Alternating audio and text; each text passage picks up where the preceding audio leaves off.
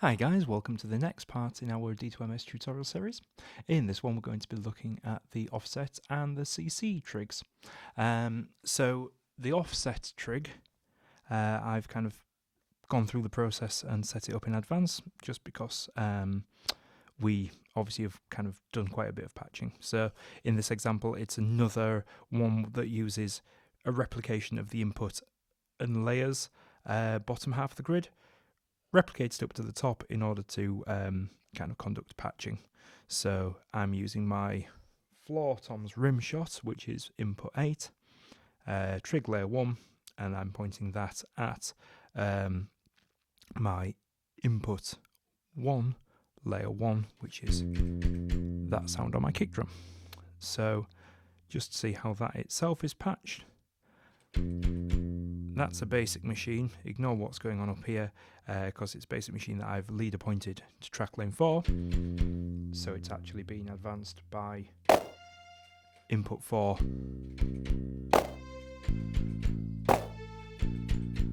Which is just cycling through that nice simple sort of chord sequence.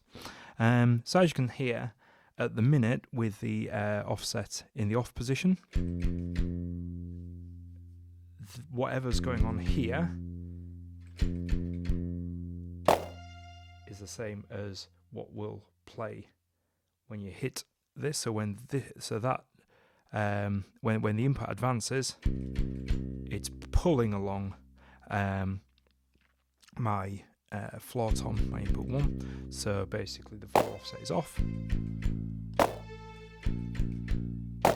and that's useful for when you're going to be mainly playing your kind of following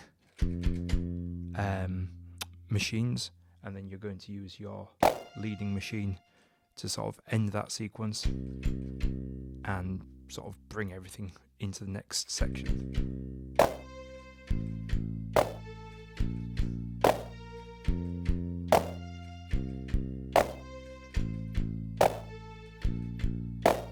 I hope that makes sense. It's a bit of a complicated concept. But if I have the opposite, if I want to basically sort of start each sort of musical phrase using the leader and then have the follower match that, then I need to sort of turn the follow offset to on. So I could do that using the dedicated button on the grid, but using the follow trig achieves the same thing. So it's good for if you've got musical sections where the kind of order that you're playing these things sort of changes dynamically in a piece. So maybe in the verse it's one way and in the chorus it's another. So let's just quickly go around that again, and then at the end of it I'll switch it and we'll kind of see how that sounds. So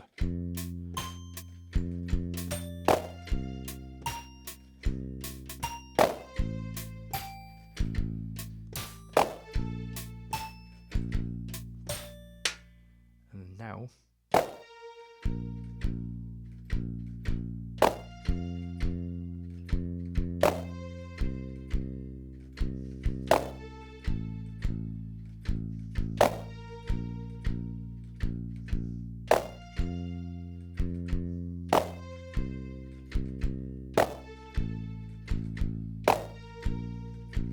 So I hope you can see how that switches if I sort of make it basic. So in this one, it's kind of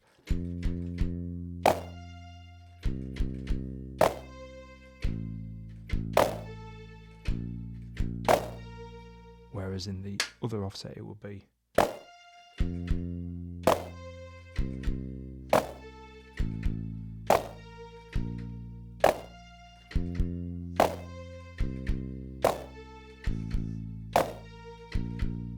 okay. It's a little bit obtuse, but it's one of those ones that it makes sense playing. And I think I said before, my general advice is kind of leave the follow machines it is, but if something sounds wrong when you're playing, try it the other way around and it'll probably be that. Yeah, so then the 1 second, just gonna put it back to that. Then the second thing in this tutorial I wanted to cover is the CC Trig type. Now, we've covered the CC context in the previous video and turning the CC send on so that we can control any input and layer and send CCs dynamically using either velocity or the step sequencer, or kind of picking notes out of that step sequence. But this basically covers times when you kind of want to maybe set up either a single performance gesture that is just going to turn something on at some point. For instance, if you wanted all your effects to suddenly jump to life, or if you want to kind of create two surfaces to act as almost like binary, like one as an on switch and one as an off switch. So it lets us kind of hardwire CCs with a particular value, and we can send to multiple channels as well. So that's great for if you want to turn all of your effects on and off at the same time, for instance, or create situations where each drum mutes all the other drums.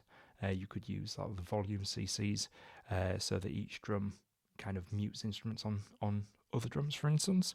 So to explain a little bit about that, I have used my rim shot here and my rim shot here, so that's my snare and my rack toms rim shots, and I've set up two CCs, if we can see on the screen, and yeah, basically they're sending to CC10, which is my reverb channel on this particular instrument up here, which is that toy piano sound here. You can see I've set up using the bottom two here to pick the CC, and the next two inside and outside, just as usual, to pick the value that CC is sending on. And then up at the top, we've got kind of a bit of an unusual display, but basically this is the same as this bottom row of CCs on the CC context. It's basically just your 16 channels. So as you can see at the moment, I've got that sending to channel 2. I could have it send to multiple channels. For now, we'll just send it to the one. And because I want to set these two up as like a binary pair, I've then set up the rim of the rack tom, and I've set that one up with a value of 90 to the same MIDI CC and to the same channel. So in playback, that basically means that's it without the reverb. I hit that, and the reverb comes on. I hit that, goes off. So in a performance, you could kind of